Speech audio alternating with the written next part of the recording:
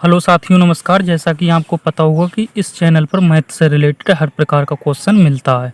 अगर friends by chance कोई भी क्वेश्चन नहीं है या फिर कोई थ्योरम नहीं है तो आप मुझे बता देना, मैं अपलोड कर दूंगा।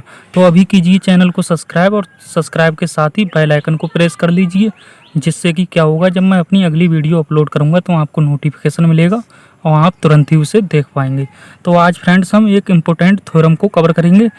ये फ्लूइड डायनामिक्स की काफ़ी इंपॉर्टेंट थ्योरम है। इसका नाम है Navier Stokes equation for a viscous fluid. ये काफ़ी बार एग्जाम में आई हुई है, तो हम आज इसका प्रूफ करेंगे। तो प्रूफ में फ्रेंड्स हमने लिखा consider an arbitrary closed surface has draw in A domain occupied by A viscous fluid and moving with it. क्या किया है फ्रेंड्स, हमने एक क्लोज्ड सरफेस एस ले लिया। Let rho comma q denote respectively density velocity of fluid at P. ये तो friends आपको पता ही होगा, जब फ्लूइड डायनामिक्स पढ़ रहे हैं तो रो से हम डेंसिटी को रिप्रेजेंट करते हैं और क्यू से हम फ्लूइड की वेलोसिटी लिखते हैं। विद इन सरफेस एस, ये फ्रेंड्स एस लिखा हुआ है, इसे हम सरफेस बोलेंगे। एंड डी वी, ये हमारा वॉल्यूम होता है, the elementary volume enclosing P. Let n be the unit outward normal vector on d s, ये हमारा सरफेस होता है और एन जो है हमारा यूनिट आउटवर्ड नॉर्मल वेक्टर है। फिर हमने लिखा है the total linear momentum M is given by. Momentum को फ्रेंड्स आपको पता होगा, ये हमारा संवेग होता है। तो the total linear momentum M is given by, M से हम इसे रिप्रेजेंट करते हैं तो एम इक्वल टू, ये हमारा बी से वॉल्यूम होता है, तो integral B rho Q D V. Rho हमारा डेंसिटी और क्यू हमारा वेलोसिटी ऑफ फ्लूइड। तो ये फ्रेंड्स हमारा एम होता है, इसी को हम मोमेंटम बोलते हैं। ये फ्रेंड्स आपको पता ही होगा कि क्यू से तो हम फ्लूइड की वेलोसिटी लिखते हैं, यानी q equal to u i plus का बी जे प्लस का डब्ल्यू के होता है। ये तो आपको याद ही रखना पड़ेगा। ये हमारी होती है फ्लूइड की वेलोसिटी, यानी velocity of fluid, velocity of fluid. ये आपको डायरेक्ट ही रखनी पड़ेंगी।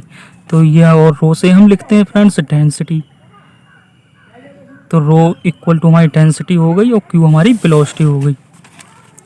तो अब हमने इसमें क्या किया कि d m upon D t, क्योंकि इसकी हमें आगे ज़रूरत पड़ेगी, तो हमने d m upon D t find कर लिया। तो डी अपॉन डी टी से इधर मल्टीप्लाई करेंगे तो इधर भी तो हमें करनी पड़ेगी, तो इधर हमारा वॉल्यूम और D Q upon D T हो जाएगा और रो और डी वी। फिर एज करके लिखा है d upon D T rho d we is equal to 0। फिर हम इसे और आगे सॉल्व करेंगे। तो आगे हमने लिखा है let F be the external force, और फिर हमने लेट कर लिया एफ को external force acting per unit mass पर। फिर P N equal to N X P X plus का N Y P Y plus का एन जेड पी जेड। ये आपको याद रखना पड़ेगा, ये हमारी पी एन की वैल्यू होती है। Be stress on the area d s है ना, जो पी एन है हमारा ये स्ट्रेस होता है। अब हम इसमें अप्लाई करेंगे then by Newton second law of motion, यानी गति का न्यूटन का सेकंड नियम। तो ये फ्रेंड्स क्या होता है, rate of change of linear momentum equal to total acting force. ये आपको याद रखना पड़ेगा, ये Newton second law of motion होता है। अगर फ्रेंड्स इसकी बात हम हिंदी में करें तो क्या होता है, न्यूटन का सेकंड लॉ यानी संवेग परिवर्तन की दर लगाए गए बल के समानुपाती होता है तथा संवेग की दिशा वही होनी चाहिए जिस दिशा में बल लगाया जाए। तो ये हमारा न्यूटन का सेकंड लॉ कहता है। तो उसी के अनुसार देखेंगे rate of change of linear momentum, यानी संवेग और संवेग में परिवर्तन। तो हमने डी अपॉन डी टी इसलिए किया था, तो d m upon D t की वैल्यू हमने ये पुट कर दी। तो हमारी क्या है, यानी कि volume v D Q upon D T rho d we is equal to, ये हमारा टोटल एक्टिंग फोर्स हो जाएगा, यानी volume f rho d v plus का ये हमारा सरफेस है पी एन डी एस। अब हम इसे और आगे सॉल्व करेंगे। ये हमारा वॉल्यूम है, तो इसको एक साथ लिख सकते हैं। तो हमारा D Q upon D T rho minus का, इसे इस साइड लाएंगे तो हमारा माइनस का आएगा, तो एफ रो और डी वी। और इक्वल में फ्रेंड्स हमारा surface p n d s बचा। तो पी एन की वैल्यू हम पहले लिख चुके हैं, यहाँ से पुट कर देंगे तो एन वाई यानी N X P X plus का N Y P Y plus का एन जेड पी जेड, और ये हमारा सरफेस डी एस। अब हम इसमें अप्लाई करेंगे गॉस डाइवर्जेंस थ्योरम। तो इधर तो हमारा सेम रहेगा, यानी कि integral B D Q upon D T rho minus का एफ रो और D we is equal to integral B. और यहाँ से फ्रेंड्स जब हम गॉस डाइवर्जेंस थ्योरम अप्लाई करेंगे तो ये हमारा del P X upon del X plus का del P Y upon del Y plus का del P Z upon del Z और डी वी हो जाएगा। अब हम इसे और आगे सॉल्व करेंगे। तो यहाँ तक तो फ्रेंड्स हो गया। अब यहाँ के आगे देखेंगे तो हमारा इधर इंटीग्रल बी और रो को हमने पहले लिख लिया है d Q upon D t minus का एफ रो और D we is equals to, इस पार्ट को फ्रेंड्स हम लिख सकते हैं डाइवर्जेंस पी, क्योंकि हमने इसमें गॉस डाइवर्जेंस थ्योरम अप्लाई की है, तो डाइवर्जेंस पी और डी वी हो जाएगा। और फिर P is a stress tensor, ये आपको याद रखना है, जो पी है हमारा स्ट्रेस टेंसर है। तो ये हमारा वॉल्यूम हो गया। तो इसको अब हम एक साथ लिख लेंगे, तो हमारा इंटीग्रल भी और रो हमारा कॉमन आ रहा है, तो रो हमने बाहर लिख लिया और D Q upon D t minus का एफ, रो हमारा बाहर है और माइनस का ये टर्म इस साइड लाएंगे तो माइनस का आएगा, यहाँ हमारा रो है नहीं तो इसे डिवाइड कर देंगे और रो हमने बाहर लिख लिया है, तो हमारा 1 रो डाइवर्जेंस पी और डी वी हो जाएगा। अब हम इसे और आगे सॉल्व करेंगे, तो इंटीग्रल और रो को हटा देंगे, इसे हम जीरो में भेज देंगे, तो हमारा D Q upon D t minus का एफ माइनस का 1 रो डाइवर्जेंस पी इक्वल टू 0 हो जाएगा। तो इस इक्वेशन को हम और सॉल्व करके लिखते हैं, तो d Q upon D T, ये हमारा माइनस का, ये भी माइनस का, दोनों टर्म हमारे उस साइड जाएंगे तो प्लस के हो जाएंगे, तो एफ प्लस का 1 रो डाइवर्जेंस पी, इसे मान लेंगे हम equation first. Then p is stress tensor और पी हमारा स्ट्रेस टेंसर। अब क्या करेंगे फ्रेंड्स, हम डाइवर्जेंस पी को सॉल्व करेंगे, डाइवर्जेंस पी की वैल्यू हम यहाँ पुट कर देंगे, फिर हमारा इक्वेशन आ जाएगी। पहली इक्वेशन हमारी नेवियर स्टोक्स इक्वेशन होती है। तो हम अब डाइवर्जेंस पी को सॉल्व करेंगे, तो डाइवर्जेंस पी की आपको ये वैल्यू याद रखनी पड़ेगी, क्या होती है, summation I del upon del X J P I J. और पी आई जे की वैल्यू फ्रेंड्स आपको फिर याद रखनी पड़ेगी, इसकी वैल्यू आपको ये डायरेक्ट ही लिखनी है, क्योंकि ये अपने आप में एक थ्योरम है, ये भी मैं प्रूव कराऊंगा, ये कराऊंगा बाद में, तो यहाँ आपको डायरेक्ट पुट करनी है। तो ये हमारा समेशन आई और del upon del X J और फिर पी आई जी की वैल्यू ये हम यहाँ पुट करेंगे। अब हम इसे और आगे सॉल्व करेंगे, तो हमारा divergence P equal to summation I को हमने ऐसे ही लिख लिया, फिर 2 म्यू और del T I J upon del X J, इन दोनों पार्ट्स को अलग अलग लिख लेंगे, तो माइनस का del upon del X J और पी प्लस का 2 म्यू अपॉन 3 डाइवर्जेंस क्यू। इसे हम और सॉल्व करेंगे, तो divergence P equal to 2 mu हमारा कॉमन आ जाएगा, तो summation I del T I J upon del X J minus का, इससे friends del upon del X I को हम ग्रेडियंट लिख सकते हैं, क्योंकि आपको फ्रेंड्स मैं बता दूँ कि ग्रेडियंट की वैल्यू हमारी होती है I del upon del X plus का J del upon del Y plus का K del upon del Z. ये वैल्यू फ्रेंड्स आपको याद रखनी पड़ेंगी, ये डायरेक्ट ही यूज करनी पड़ती हैं।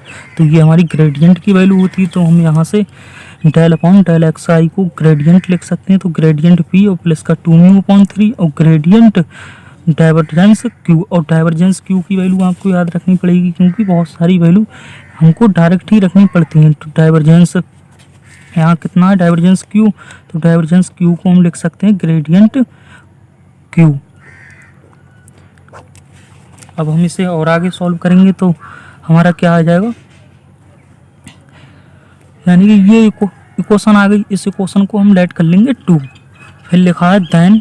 अब क्या करेंगे फ्रेंड्स, हम इस वाले पार्ट को सॉल्व करेंगे, तो 2 समेशन आई, म्यू को छोड़ दिया, म्यू की बाद में हम मल्टीप्लाई कर देंगे और यहाँ हम वैल्यू पुट करके इक्वेशन 2 बना लेंगे। फिर डाइवर्जेंस पी की वैल्यू हम इक्वेशन फर्स्ट में पुट कर देंगे, तो यहाँ से देखेंगे 2 summation I del T I J upon del X J equal to summation I del upon del X J, और टी आई जे की वैल्यू ये आपको डायरेक्ट रखनी पड़ेगी, तो ये हमने टी आई जे की वैल्यू रख दी। फिर हमने इसे सॉल्व किया, तो हमारे पास यहाँ से gradient square you i plus का डेल अपॉन डेल एक्स आई, इसको हम ग्रेडियंट लिख सकते हैं, और ये हमारा ग्रेडियंट क्यू।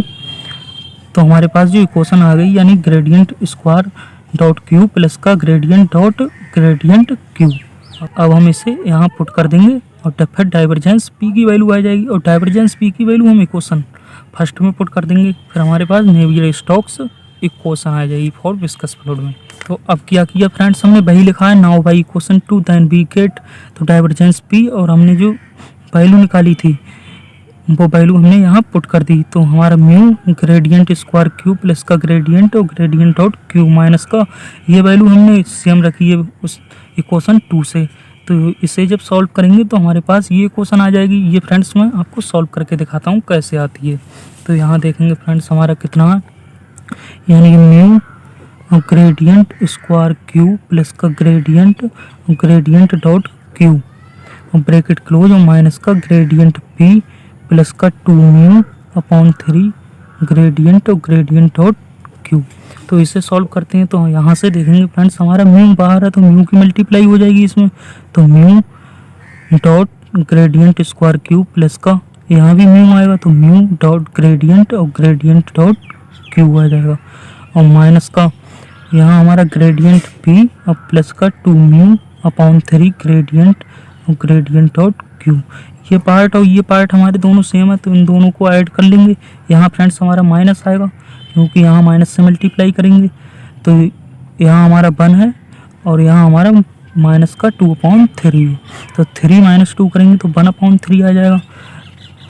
तो हमारा कितना आ गया, यानी म्यू ग्रेडियंट स्क्वायर क्यूब और प्लस का 1/3 म्यू ग्रेडियंट और ग्रेडियंट डॉट क्यू और माइनस का ग्रेडियंट पी।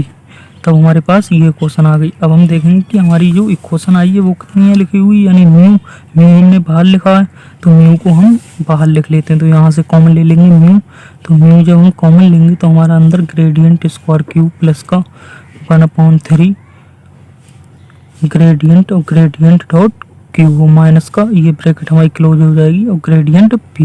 ये वैल्यू हमारे पास आई है डाइवर्जेंस पी की, और डाइवर्जेंस पी की वैल्यू हम इक्वेशन फर्स्ट में पुट कर देंगे। तो ये वैल्यू देखेंगे आप फ्रेंड्स वही है जो यहाँ लिखी हुई है। तो हमने लिखा है using this in equation first we get. अब हम जो वैल्यू आई है इसे इक्वेशन फर्स्ट में पुट करेंगे। तो d Q upon D t equal to f plus का था वहाँ, यानी कि एफ प्लस का 1/रो डाइवर्जेंस पी था। तो ये मैं आपको सॉल्व करके दिखाता हूँ। तो d Q upon D t is equal to f minus plus का 1/रो डाइवर्जेंस पी। अब यहाँ हम डाइवर्जेंस पी की वैल्यू पुट करेंगे तो हमारा एफ प्लस का 1/रो और डाइवर्जेंस पी की वैल्यू है mu gradient square Q plus का 1/3 ग्रेडियंट और gradient dot Q bracket close और माइनस का, जब माइनस करेंगे तो फ्रेंड्स हमारा 1/रो तो इसमें भी आएगा तो 1/रो और ग्रेडियंट पी। और यहाँ देखेंगे फ्रेंड्स हमारा कितना है एफ माइनस का 1/रो, तो हमने माइनस वाला टर्म पहले लिख लिया है।